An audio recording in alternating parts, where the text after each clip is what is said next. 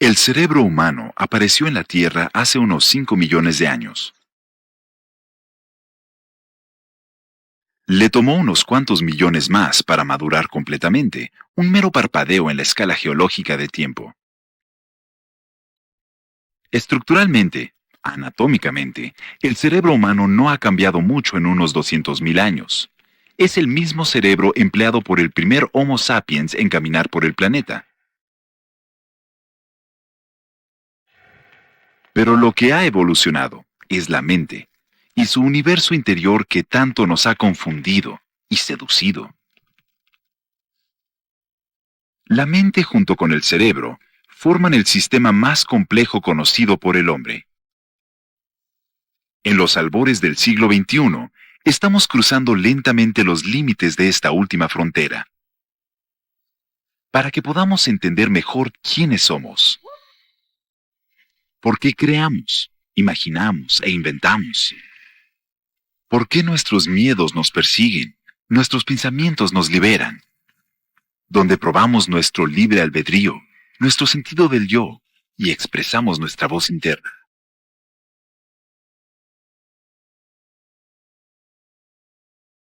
Técnicas para obtener imágenes de la mente le dan a los investigadores una herramienta para trazar mapas de la mente. Nunca antes pudimos ver tan de cerca dentro de un cerebro viviente.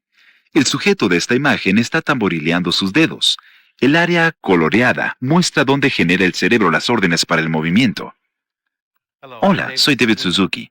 Estoy sentado junto a una máquina que abre una ventana hacia el cerebro humano. Es llamada TAC funcional. Empleando ondas de radio, la TAC puede grabar cambios químicos en el cerebro, mientras éste piensa y reacciona y aprende.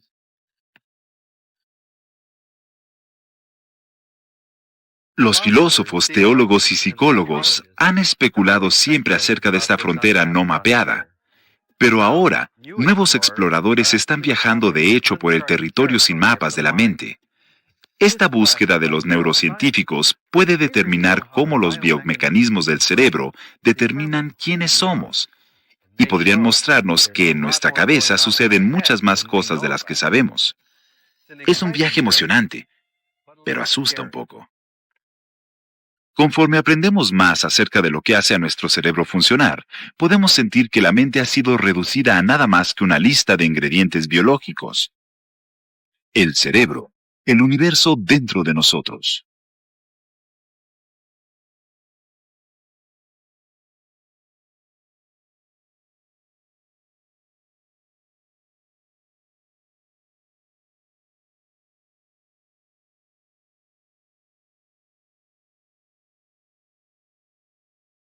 Más allá de la mente.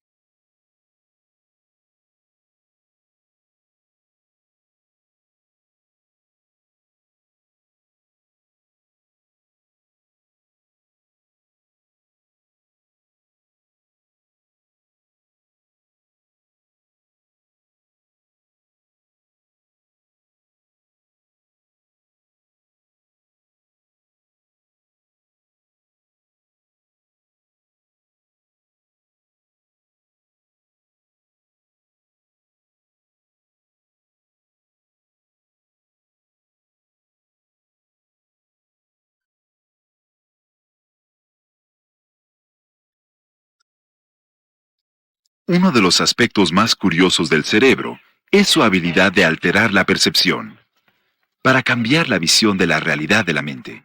Sorprendentemente, el cerebro puede hacer esto sin mucho esfuerzo y empleando medios fuera de lo común, como este hongo.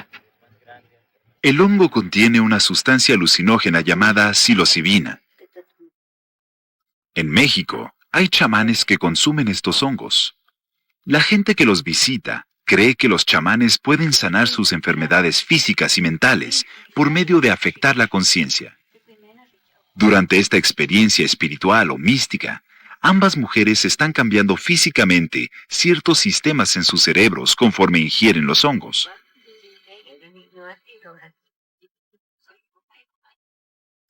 En una hora, las dos experimentan alucinaciones en las cuales ven patrones geométricos brillantemente coloreados y espíritus extraños.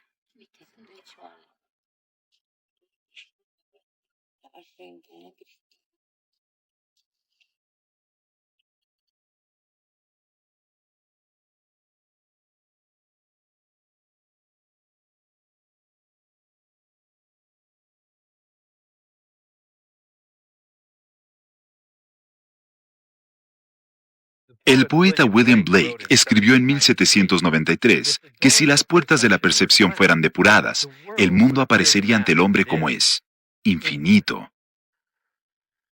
Conforme aprendemos más de cómo funciona el cerebro, aprendemos también que las llaves de estas puertas de la percepción son las propias sustancias químicas del cerebro.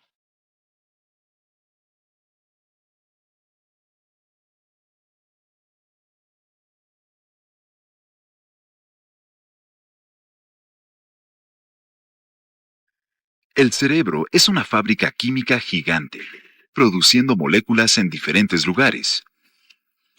Estas sustancias químicas han hecho mucho para explicar el comportamiento humano, la personalidad y la percepción. Radican dentro de las células del cerebro, las neuronas, cuyas ramificaciones se conectan y se comunican con otras células. Las sustancias químicas son almacenadas en sacos ubicados en la terminación de una ramificación neuronal, el lugar de la sinapsis, el espacio donde una neurona le manda su mensaje a la siguiente. Una carga eléctrica libera a las moléculas químicas de sus tanques de almacenamiento y viajan a través de la sinapsis a la neurona conectada.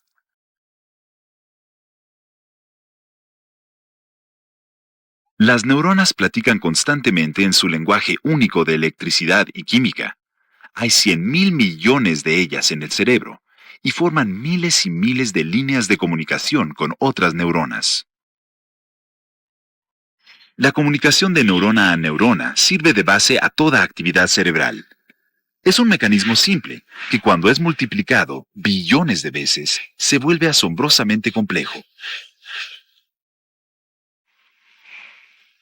Cuando una neurona dispara un impulso eléctrico, este viaja a través de una fibra llamada el axón, hasta que alcanza la terminación de su línea, donde están almacenadas las moléculas químicas.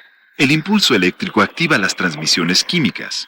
Las moléculas que cruzan la sinapsis bombardean a la neurona receptora, la cual tiene receptores especiales preparados para unirse a ellas, como un candado con su llave.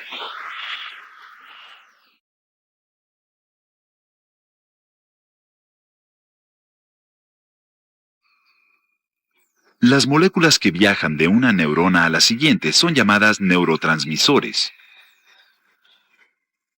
Hasta ahora hemos identificado a unas 50 de ellas en el cerebro: la sustancia P, la noradrenalina, endorfinas, la dopamina. Podría haber muchas más.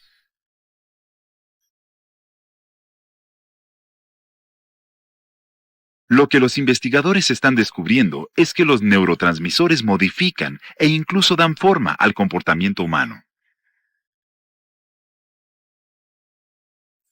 Unos cuantos en particular están ayudando a los científicos a entender las bases biológicas de la tristeza y la alegría, el amor y la violencia, y la forma en que vemos el mundo a través de un espectro humano particular.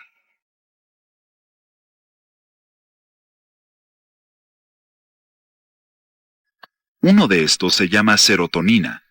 La serotonina es el caballo de carga del cerebro.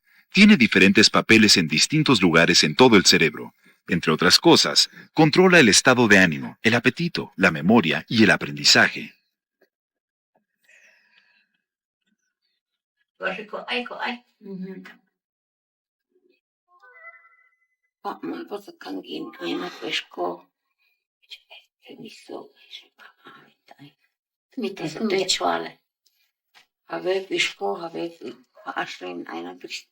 Las alucinaciones experimentadas por el chamán se dan por manipular el sistema de la serotonina. La serotonina es extraña, ya que puede actuar como inhibidor e intensificador, dependiendo de dónde esté en el cerebro. En el caso de las alucinaciones, la serotonina actúa en por lo menos dos áreas importantes.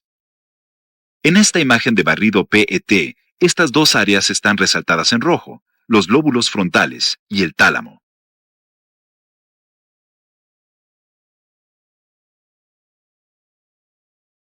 El tálamo es la puerta de acceso de toda información sensitiva. Todo lo que vemos, oímos y tocamos llega aquí antes de continuar hacia otras áreas del cerebro. En cierto sentido, el tálamo es como una válvula que controla el flujo de la información sensorial a través del cerebro.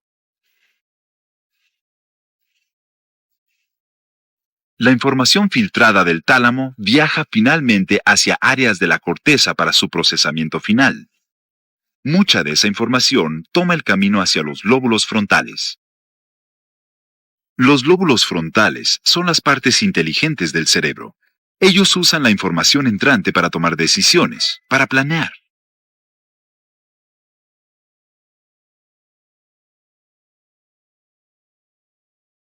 La serotonina puede influir en la forma en que los lóbulos frontales toman esas decisiones, ya sea ayudando u obstaculizando al tálamo. Las drogas psicoactivas pueden hacer lo mismo.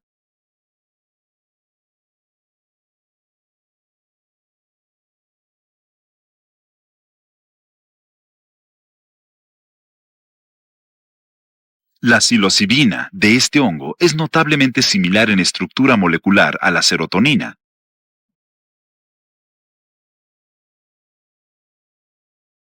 Dentro del cerebro, la psilocibina embona bien en los receptores de serotonina. La psilocibina, coloreada en rojo, toma el lugar de la serotonina en el sitio receptor, abriendo la válvula del tálamo. El resultado, demasiadas señales eléctricas, llegando a demasiadas partes del cerebro.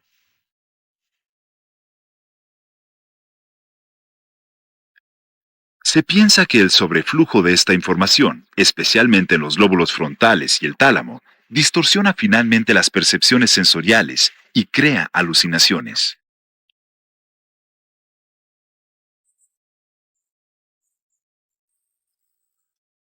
Tan lejos en el pasado como la historia lo permite, hemos sabido de los esfuerzos de nuestros ancestros por abrir las puertas de la percepción por varios medios, incluyendo ritos religiosos, alucinógenos y privación sensorial.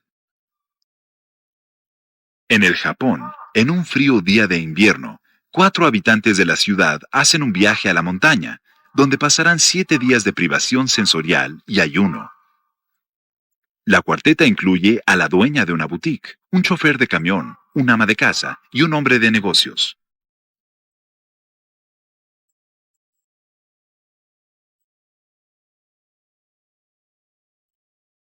Los peregrinos japoneses se han dirigido a este lugar durante más de 1000 años. Este es el monte Kubote.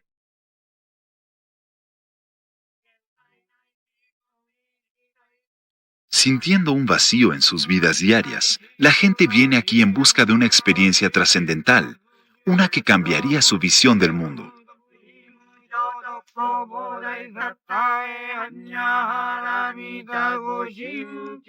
Durante su ayuno, los 4 esperan experimentar alucinaciones, las cuales ellos creen que portan profundos mensajes. Los peregrinos toman su turno abandonando el grupo para pasar 2 horas solos, cantando sutras.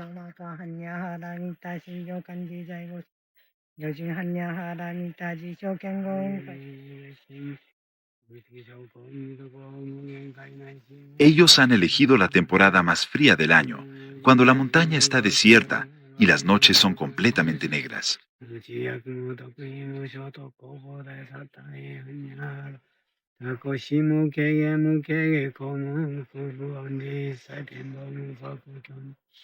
La temperatura está cercana al cero.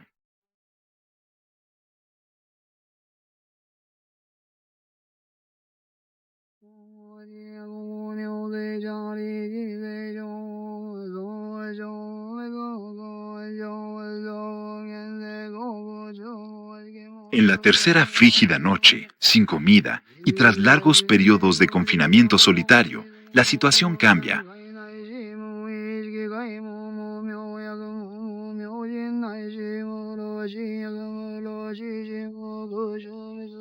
Unos cuantos empiezan a tener vívidas alucinaciones.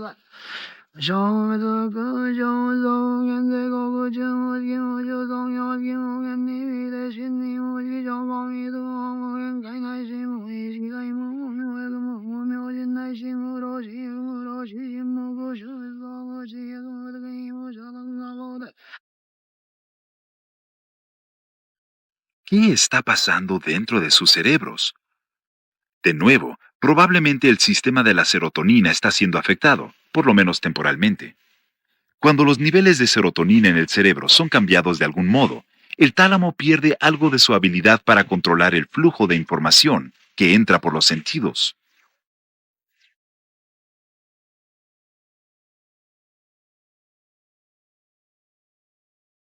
Ahora es el cuarto día de ayuno. Las alucinaciones aumentan en intensidad.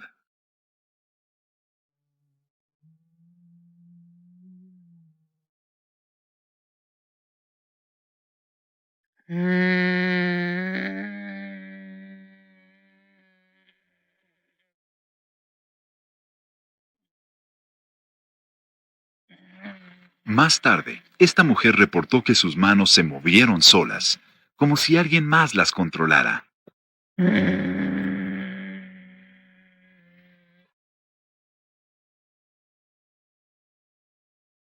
Otra persona sintió una presencia a su izquierda.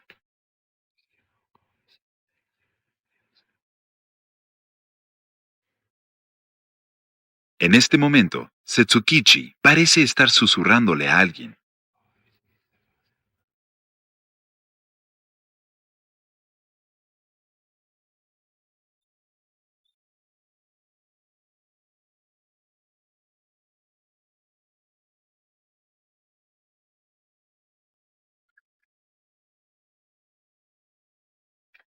Él reportó que en este punto, un peregrino del pasado, con una herida de espada en la cara, apareció y lo empujó hacia atrás.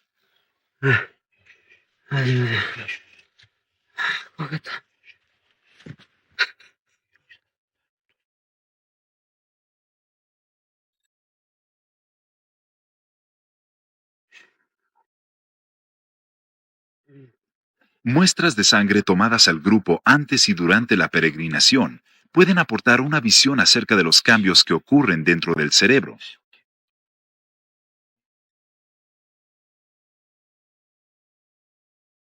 En la Universidad de Hiroshima, del Japón, los investigadores procesan la sangre. En la superficie de las células sanguíneas hay receptores para la serotonina. Las pruebas muestran que había el doble de receptores presentes inmediatamente después de las alucinaciones. Los científicos piensan que lo mismo podría estar pasando en el cerebro. Se sugiere que los peregrinos lograron, por medio de la privación sensorial, incrementar la actividad de la serotonina en sus cerebros e interrumpir el circuito inhibitorio del tálamo.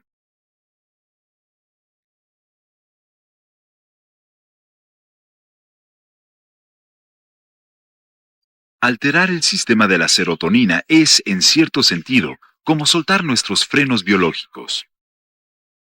Algunas veces puede cambiar la perspectiva de uno permanentemente.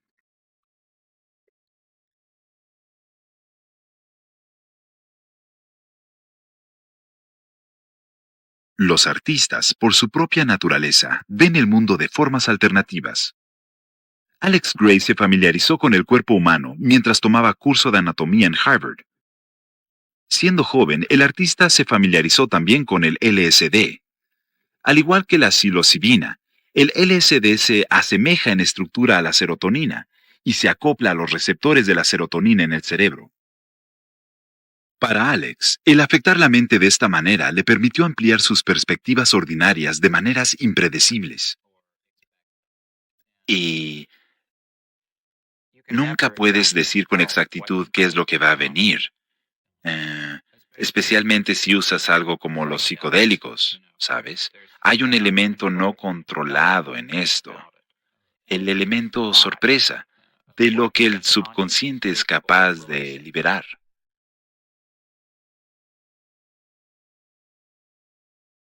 Mucho de su arte muestra imágenes recurrentes que pretenden transmitir la interconectividad que los humanos tienen con el mundo.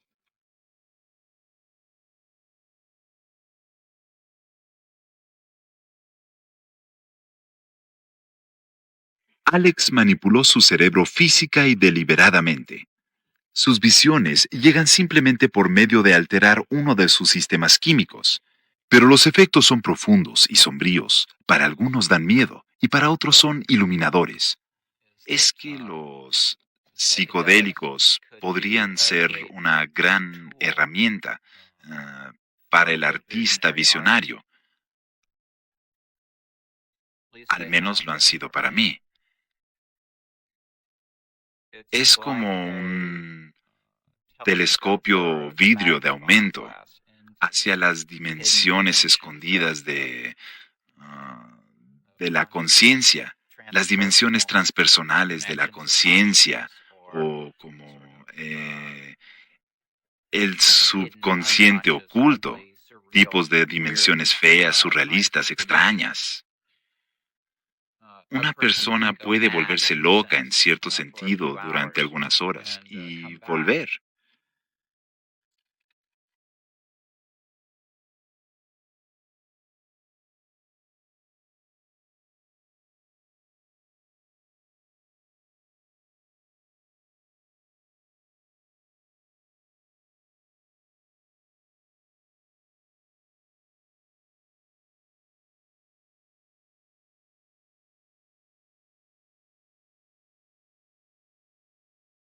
Además de la serotonina, hay otro neurotransmisor principal llamado dopamina, que regula la actividad de nuestros cerebros.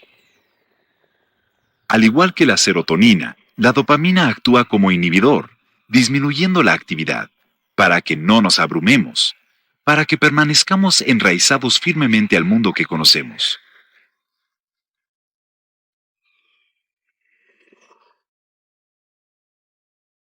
Como todos los neurotransmisores, la dopamina viaja por senderos especiales en el cerebro. Estos caminos se extienden hacia diversas áreas, donde la dopamina juega diferentes papeles. Por ejemplo, los investigadores han hecho mapas de varias proyecciones de dopamina hacia los ganglios basales, el área resaltada en rojo y amarillo. Los ganglios basales están localizados en el interior del cerebro,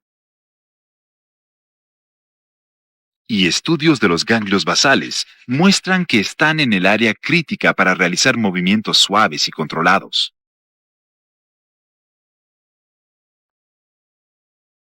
Cuando la dopamina no llega a esta área, el mal de Parkinson se instala. La gente con este mal pierde su habilidad para iniciar y controlar el movimiento.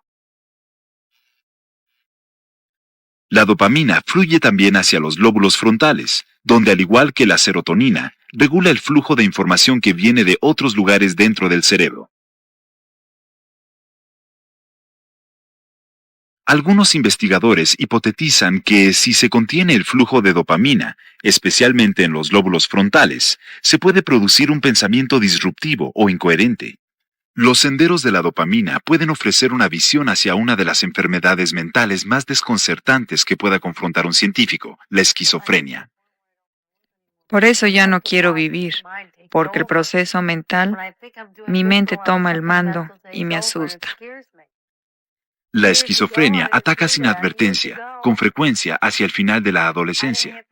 La enfermedad aniquila la personalidad, reemplazándola con un pensamiento delirante y habla confusa. La esquizofrenia roba la habilidad de una persona para pensar bien y la deja haciéndose solo tenuamente a la realidad.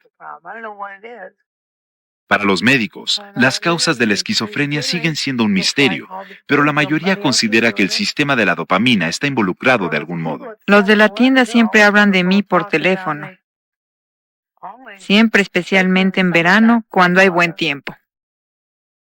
Los investigadores pueden señalar ahora algunas de las diferencias biológicas en los cerebros de pacientes que padecen esquizofrenia, empleando máquinas para obtener imágenes como este escáner TEP. El cerebro de un individuo sano se barre para comparar. Los escáneres TEP miden los niveles de actividad del cerebro, la cual aparece en diferentes colores. Esta es la imagen de cerebro de una persona que padece de esquizofrenia. Muestra un flujo sanguíneo disminuido en los lóbulos frontales, el sitio de los caminos críticos de la dopamina. Es en los lóbulos frontales donde se efectúan el razonamiento y el pensamiento altamente ordenado. Vea la dramática diferencia de actividad del lóbulo frontal en un cerebro sano. Los médicos aún no están seguros de cuál es la relación exacta entre la actividad del lóbulo frontal, los niveles de dopamina y la esquizofrenia. Ellos saben que el sistema de la dopamina juega un papel significativo, no solo en la enfermedad mental, sino en desórdenes menores también.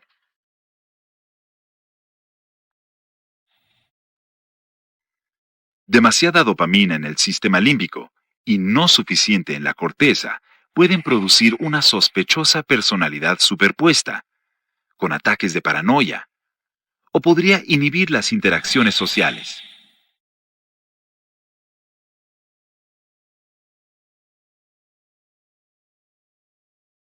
Una insuficiencia de dopamina en los lóbulos frontales puede contribuir a un trabajo pobre de la memoria, esto es, la habilidad de conservar algo en la mente por varios segundos a la vez, como sumar varios números mentalmente.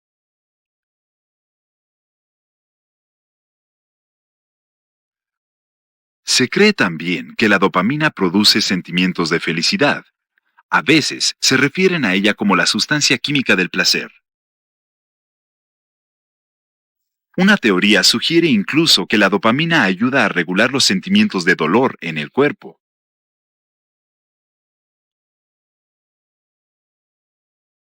Cuando se da una herida, se activan receptores especiales en la piel. Estando estimulados, ellos producen entonces una señal eléctrica que viaja por la médula espinal y llega finalmente al cerebro. El cerebro evalúa el dolor y responde en consecuencia, algunas veces liberando sus propios analgésicos naturales llamados endorfinas. Las endorfinas se acoplan en sitios receptores sedantes especiales de las neuronas, donde comienzan el proceso de calmar el dolor. Los investigadores piensan ahora que las endorfinas pueden afectar el camino de la dopamina que alimenta al lóbulo frontal. Es aquí donde comienza el camino. La actividad de este camino es revisada normalmente por otras neuronas, mostradas en azul. Ellas inhiben el flujo de dopamina. A su vez, los nervios azules están conectados a estos nervios morados que liberan endorfinas. Cuando se liberan cantidades vastas de endorfinas, los nervios azules se apagan, por así decirlo. ¿El resultado final? Mucha más dopamina fluye por el camino. Y eso significa que se secreta más dopamina en el lóbulo frontal, reemplazando el dolor por placer. Es una teoría que explica la exaltación que con frecuencia acompaña a deportes en que se soporta castigo. Entre sus muchos papeles, la dopamina juega un papel en el quizá más grande de los dramas humanos, el amor. Este es Río de Janeiro, un lugar lógico para ir a buscar el amor, o más bien, sus bases bioquímicas. Esta reina del carnaval reporta que ella ha perdido la cabeza. Échale la culpa al río o al cerebro. Probemos con el segundo. Bueno, la mayoría de nosotros conoce el extraño y emocionante sentimiento del amor, pero las sustancias químicas del cerebro que producen este tipo de reacción no son tan bien conocidas. El amor, de hecho, es una droga. Dos de ellas.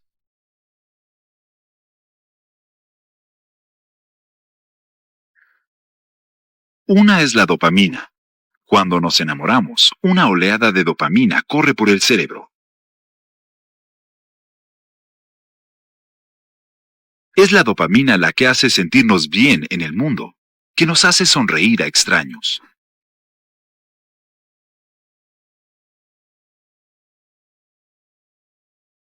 Otra sustancia química, la noradrenalina, está involucrada también. Conforme flujos de noradrenalina fluyen por el cerebro, estimulan la producción de adrenalina en el cuerpo. Esto explica el conocido corazón acelerado, las palmas sudorosas y las mejillas sonrojadas que acompañan a un nuevo amor.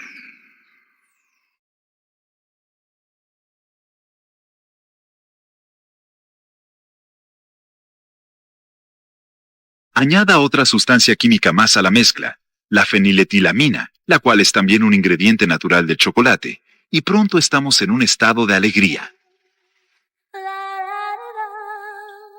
Juntas, estas sustancias químicas crean una poción de amor tan poderosa que algunas veces pasan por encima de la actividad del cerebro, que gobierna la lógica, y a veces nos llevan más allá de los límites. ¿Pero por qué? Bueno, una explicación es que estas sustancias químicas juegan un papel crítico en el sistema límbico, la morada de las emociones. Hay un cambio en el equilibrio de la fuerza del cerebro. El sistema límbico toma el mando en cierto sentido. Hay menos integración con la corteza, que piensa más. Es por eso que a veces elegimos a alguien que no es para nosotros. Pero este alimento químico finalmente se acaba. Las oleadas se terminan. ¿Qué pasa entonces? El amor pasa a la corteza, la parte pensadora del cerebro. Es aquí donde nosotros nos controlamos, y ya sea que sintamos amor verdadero o nos preguntemos qué vimos en él o en ella. Las sustancias químicas del cerebro siguen jugando un papel en el amor verdadero, pero estas son las sustancias químicas del apego más que del amor obsesivo.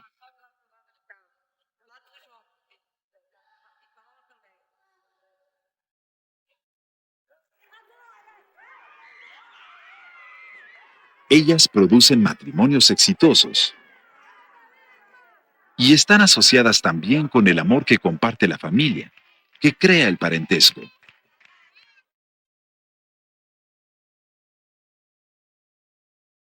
Conforme sucede, la sustancia química llamada dopamina juega un papel en el amor obsesivo y en el verdadero, ya que la dopamina estimula la producción de otra sustancia química del amor verdadero llamada oxitocina. Aquí, las neuronas de la oxitocina, al centro de la pantalla, están rodeadas por fibras nerviosas a lo largo de las cuales fluye la dopamina. La liberación de dopamina de estas fibras estimula la secreción de oxitocina, representada en verde. La oxitocina es el pegamento que nos une, que nos mantiene monógamos, que mantiene los lazos familiares. También fortalece los lazos entre madre e hijo.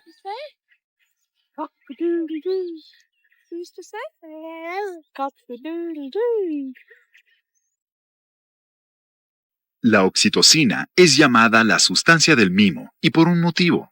Está presente en altos niveles en mujeres que acaban de dar a luz, y aumenta la necesidad de la madre de mimar o a alimentar a su infante. Los efectos de la oxitocina fueron mostrados dramáticamente en experimentos recientes en la Universidad de Maryland. Estos son ratones de las praderas, roedores que viven en unidades familiares. La pareja reproductora es estrictamente monógama. Los ratones de las praderas forman parejas de por vida. Por otro lado, sus primos, los ratones de las montañas, son más libres. Son criaturas bastante promiscuas. El compromiso no significa nada para ellos. Aunque estas dos especies parecen iguales, sus cerebros difieren de manera significativa. Las áreas en verde contienen receptores para la oxitocina. Los receptores verdes de oxitocina del ratón orientado a la familia se muestran a la izquierda. A la derecha, el ratón menos comprometido no puede competir. Las nítidas diferencias se vuelven aparentes en el comportamiento de las dos especies, cuando los jóvenes recién nacidos son separados de sus madres. El ratón de la montaña, con menos receptores de oxitocina, es indiferente a sus hijos. Tampoco los pequeños sienten un fuerte apego a su madre. Luego, la ratona de la pradera es apartada de sus pequeños. El apego es ya evidente.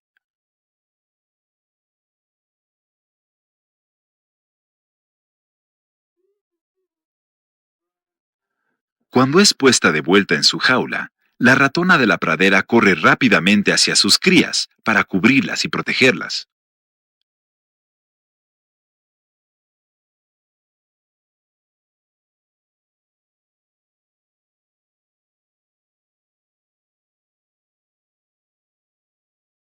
Ellos se pegan a ella casi con la misma fiereza.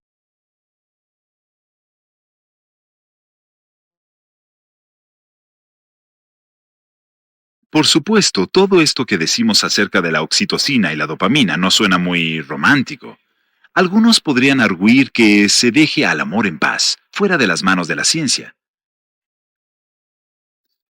Pero los neurocientíficos más prominentes, incluyendo a Antonio Damasio, aseguran que no tiene nada de malo el buscar el amor en el cerebro.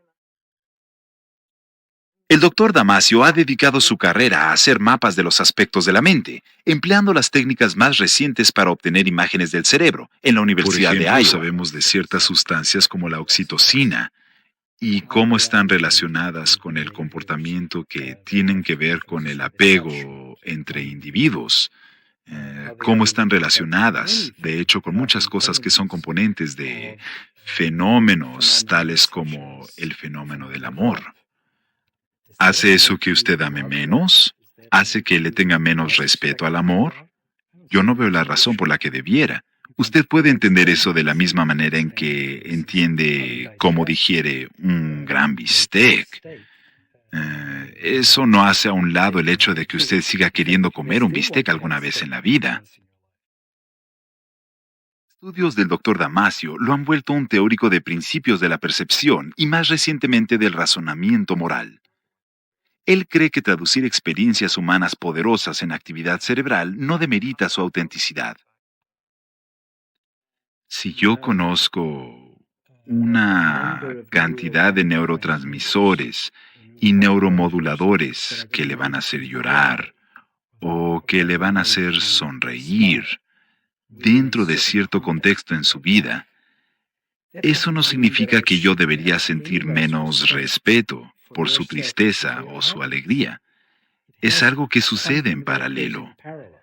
Una cosa es conocer los mecanismos que llevan en parte a su tristeza y su alegría, y otra el tener respeto y simpatizar y empatizar con esa alegría y tristeza, perfectamente compatible.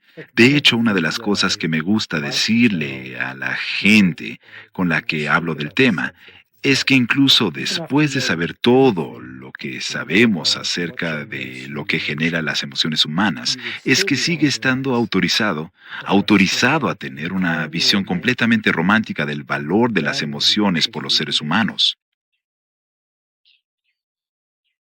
El caso de Natalie, de 19 años, aporta otro punto de vista desde el cual observar la emoción y el comportamiento.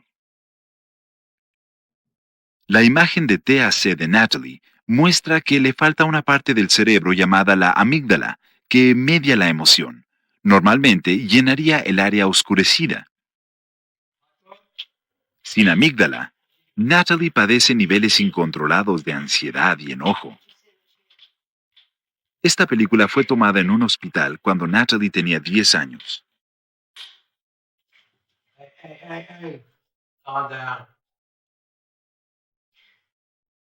Aquí con sus padres, Natalie se aterrorizó de repente con su propia imagen en un espejo.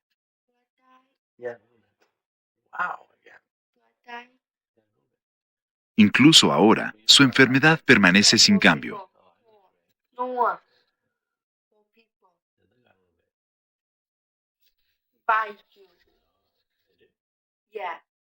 El grupo de filmación la pone extremadamente ansiosa. Cada que extraños visitan la casa, Natalie se encierra en su habitación.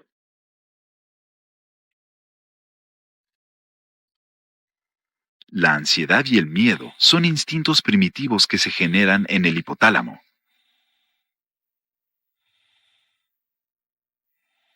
El hipotálamo puede generar ya sea placer o ansiedad en respuesta a estímulos externos. La amígdala controla esas emociones.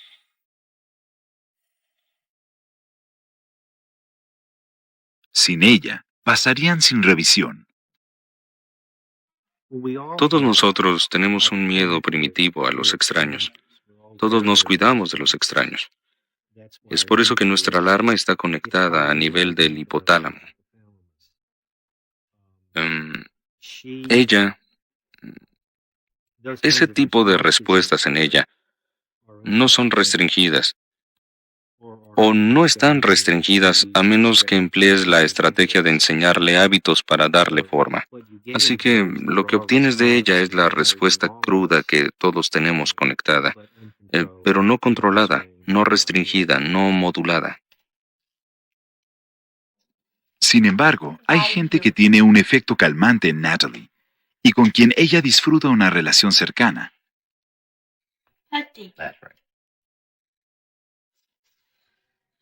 Natalie se ha apegado a su tutor, por ejemplo.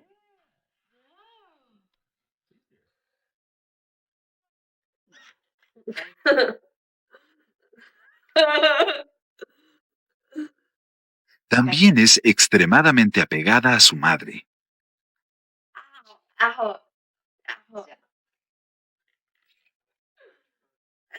El ambiente de bienestar que le proporciona su madre la hace sentir tranquila.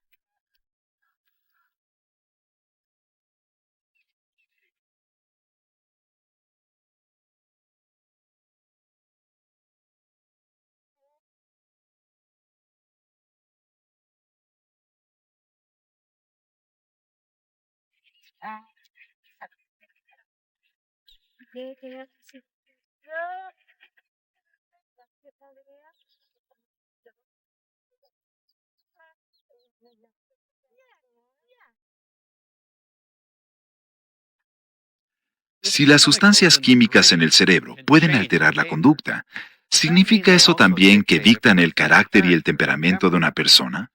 ¿Cuáles son los procesos aquí que hacen que un enojado hombre joven, por ejemplo, pueda acabar en una prisión como esta? Y no solo una vez, sino repetidamente.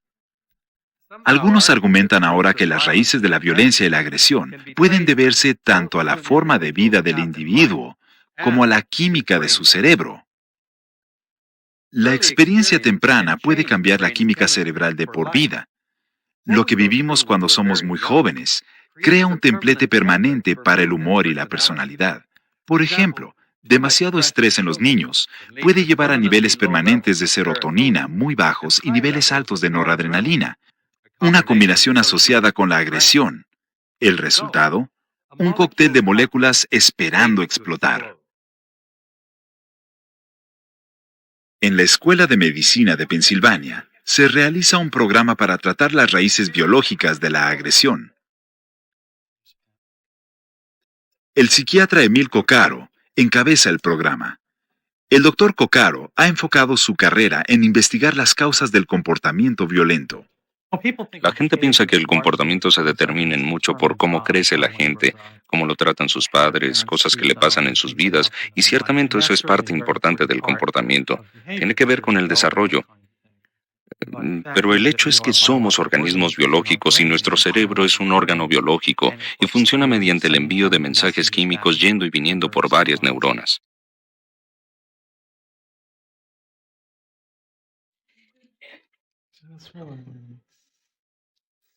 El doctor Coccaro ha encontrado una notable correlación entre los niveles bajos de serotonina y la agresión. Ha tenido cierto éxito tratando pacientes con fluoxetina, comúnmente llamada Prozac, la cual incrementa la actividad de la serotonina en el cerebro.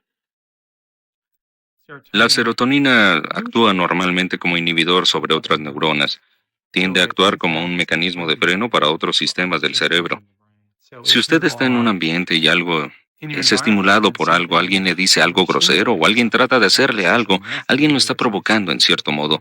Entonces el sistema de la norepinefrina o el de la dopamina son llamados a actuar y estimulan la conducta. Si el sistema de la serotonina está bajo, además de eso, entonces la probabilidad de que usted vaya a emplear un comportamiento agresivo es mucho mayor porque los frenos están bajos.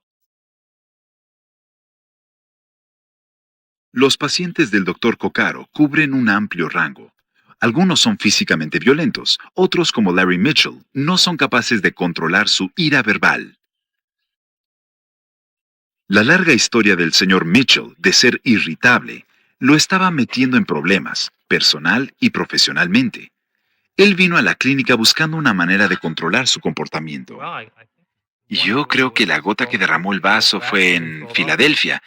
Estaba yo en un semáforo y alguien se arrancó justo en el alto, y ahí estaba yo gritándole, diciéndole toda palabra que pudiera pensar, y entonces me di cuenta de ello y oí en la radio ese anuncio acerca de un programa de entrenamiento y estacioné el auto ahí mismo y fui a marcar el teléfono.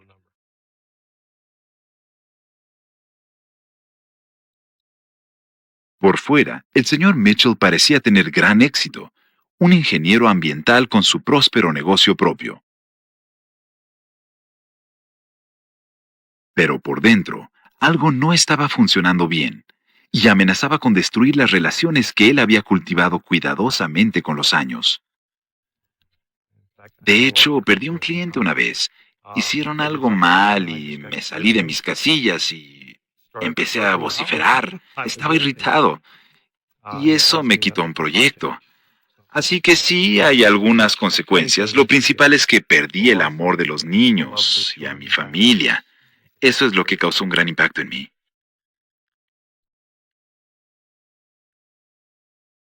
Tras unas cuantas semanas de tomar Prozac, las explosiones del señor Mitchell se pararon. Empezó a reparar sus relaciones dañadas. Mis hijos me miran y preguntan por qué no estoy tan enojón. Es una especie de broma, porque nos hemos unido mucho más. Sé que es estupendo para mí y he disfrutado estar con ellos y sé que disfrutan estar conmigo y mi esposa ve un gran cambio en mi actitud. Siempre estuve gruñón, irritado. Ah, la gente en el trabajo creo que fueron los primeros en notarlo. Tenía una secretaria que no podía imaginar qué era lo que estaba pasando, porque estaba yo tan tranquilo. Y ella comentó, no sé qué estás haciendo, pero sigue haciéndolo.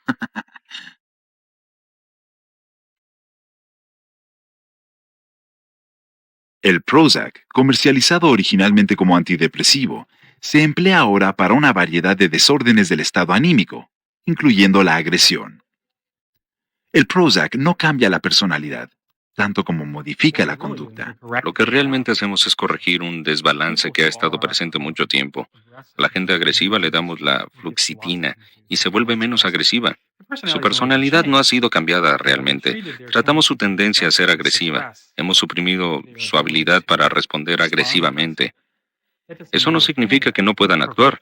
Si usted los provoca lo suficiente, ellos seguirán respondiendo, pero las cosas que les provocan la ira o los hacían enojar antes ya no hacen que se molesten. Sigo siendo el de siempre. Lo único que está ocurriendo es tener un tiempo de reacción más lento. Me sigo enojando, pero hay una diferencia ahora en cómo voy frenando el enojo y reaccionando ante el enojo. Encuentro que ahora hay un retraso y realmente puedo elegir cómo quiero reaccionar en vez de permitir que el incidente marque mi reacción.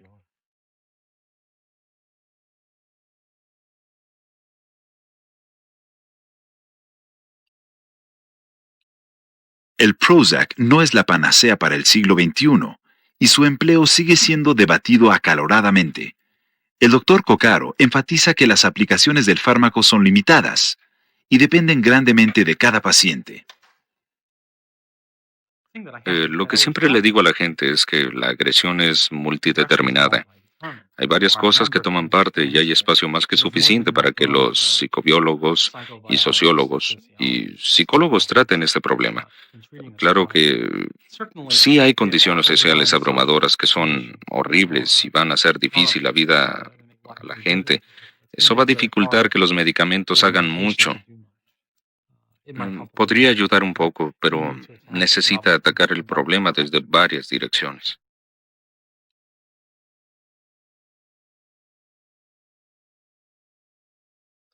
Hace 100 años, los muros de este laboratorio tenían cerebros preservados, de hecho encurtidos. Eran los cerebros de pacientes en lo que solemos llamar una demencioteca. Los patólogos esperaban que esos cerebros revelarían los secretos de la condición humana. No fue así. Ahora es una historia diferente. Estamos descubriendo que el comportamiento humano está profundamente arraigado en la biología, Más y más, podemos explicar las cosas que hacemos con las sustancias químicas que nadan en nuestras cabezas. Podemos incluso crear píldoras que las imitan. El trabajo del Dr. Coccaro en Filadelfia sugiere que hallamos una receta para una intervención exitosa, una forma de tratar enfermedades sociales cuando otros métodos no funcionan. Pero las implicaciones de una sociedad mejorada químicamente son aún alarmantes. Por un lado, ¿qué queremos decir con mejorada? Y la sola idea de una base bioquímica de la personalidad reta a la visión histórica de nosotros mismos. En el pasado, la ley misma nos ha disculpado de culpabilidad si nuestras acciones resultaban de alguna falla biológica fuera de nuestro control. Pero ahora, ¿qué? Cuando podemos corregir estas fallas con sustancias químicas. Y bien, ¿cuál es el veredicto? ¿Qué debemos sentir acerca de esto?